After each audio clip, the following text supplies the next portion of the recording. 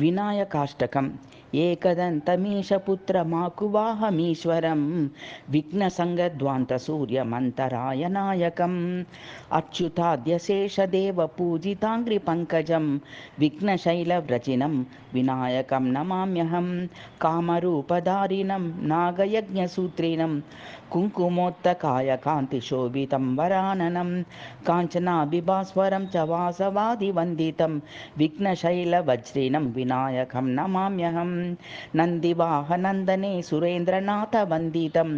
नन्दिभृङ्गिनन्दनाथ नारदादिनृत्यकं नन्दगोपनागराजपूर्वकैर्नमस्कृतं विघ्नशैलवज्रिनं विनायकं नमाम्यहं सर्ववेष्टितोदरं च सर्पमालधारिणं शङ्करादिपूजितं शिवात्मजं सुखात्मकं सावधानताकरं सरस्वतीप्रदायकं विघ्नशैलवज्रिनं विनायकं नमाम्यहं विघ्नमत्तनागसिंहमुग्रनेत्रनासिकं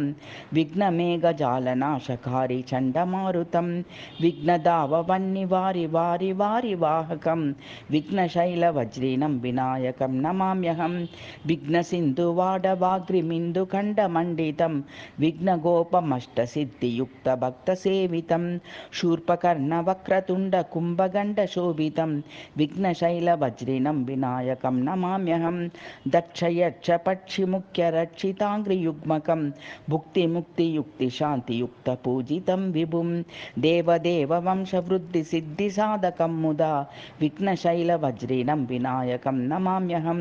देवदैत्ययोगिसिद्धचारणाभिसेवितं सर्पकेटभुजभूतसङ्गसाधुवेष्टितं ईप्सितार्थदायकं विशेषकर्मकारकं विघ्नशैलवज्रिनं विनायकं नमाम्यहं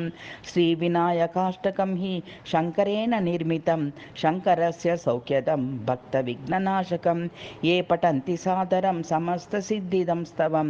ते त्वभीष्टसिद्धिपात्रभावमाप्नुवन्ति शम् इति विनायकाष्टकं सम्पूर्णम्।